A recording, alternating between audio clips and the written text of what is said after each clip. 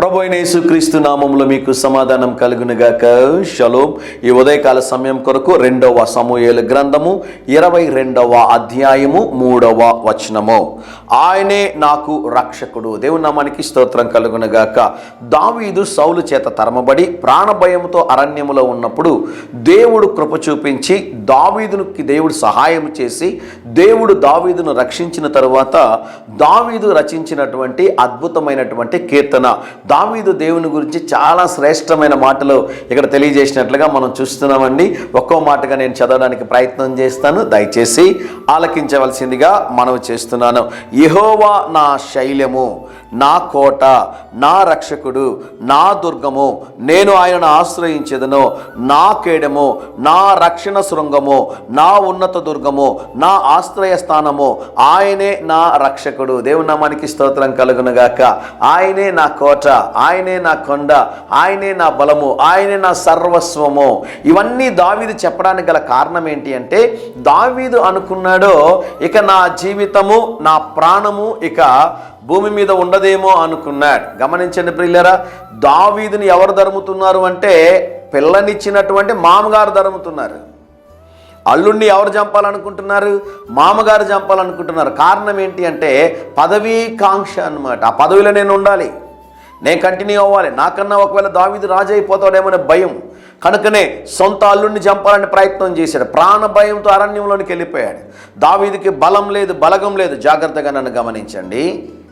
ఒక ప్రభుత్వం అంటే ఒక రాజుగారు వారి పరివారంతో పాటు దావీదుని వెతకడానికి వెళ్ళి అనేక సందర్భాల్లో చంపాలనుకున్నాడు. ప్రియులరా, మీరు ఆలోచన చేయండి. ఒక గవర్నమెంట్ మీ వెనకాల పడింది అనుకోండి, మీరు ప్రాణాలతో బ్రతకగలరా? ఆ సైన్యం అంతా కూడా దావీదుకి వ్యతిరేకంగా పనిచేశారు. దావీదుని వెతుకుతున్నారు చంపడానికి. ఆ టైంలో దేవుడు అద్భుతంగా తనల్ని తప్పించినప్పుడు దావీదు అంటాడు, నా రక్షకుడివి నీవే. కొంతమంది ప్రార్థన చేసేటప్పుడు ఉదయకాల సమయంలో దేవునికి ఉన్నటువంటి శ్రేష్టమైనటువంటి నామములను స్తుతిస్తూ ఉంటారు. వాక్యంలో ఒక మాట ఉంటుంది, సంఖ్యాకాండం 6:26 మీరు గమనించినట్లయితే, నా నామమును ఉచ్చరించుట వలన వారిని ఆశీర్వదించెదను అంటాడండి. యేసయ్యా నీకు స్తోత్రం, తండ్రి నీకు స్తోత్రం, ప్రభువా నీకు స్తోత్రం, యెహోవా షాలోమ్ నీకు స్తోత్రం, యెహోవా షమ్మా. మీరు ఒక్కొక్క మాట దేవుని గురించినటువంటి ఆయన గుణాతిశయములు మీరు పొగుడుతూ ఉంటే, లేకుంటే ఆయన గుణాతిశయములు మీరు ఉచ్చరించుచుండగా దేవుడు మిమ్మల్ని ఆశీర్వదిస్తాడు. దేవుని నామానికి స్తోత్రం కలుగునుగాక. మీరు గమనించండి, ఇశ్రాయేలు దేశానికి సౌలు ప్రజల చేత ఎన్నుకోబడిన రాజు, దావీదు దేవుని చేత ఎన్నుకోబడినటువంటి రాజు. శత్రువులు అంటే ఎక్కడ బయట నుంచి రారండి, మనతోనే ఉంటారు, మన చుట్టూ ఉంటారండి. మనతోనే స్నేహంగా ఉన్నట్టు ఉంటారు, మన కుటుంబంలోనే ఉంటారు, మన సంఘంలోనూ ఉంటారు, మన సమాజంలోనే ఉంటారు. బయట ఎక్కడ ఉండరండి.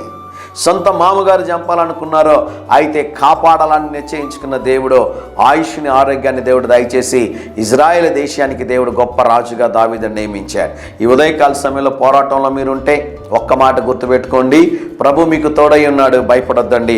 శత్రువు మీ మీద విజయము పొందజాలడు. ఆమేన్. ధైర్యంగా ఈ దినాన్ని ఎదుర్కోండి. దేవుని సన్నిధి మీకు తోడుగా వచ్చునుగాక. ప్రియ పరలోకపు తండ్రి, ఈ దినం మీరు ఇచ్చిన శ్రేష్టమైన వాగ్దానము కొరకై స్తోత్రం ప్రభువా. మా ప్రియులు ఈ దినం తలపెట్టుచున్న ప్రతి కార్యములో ప్రభువా మీరు జయమును అనుగ్రహించుమని యేసు నామములో ప్రార్థిస్తున్నాము తండ్రి. ఆమేన్, ఆమేన్.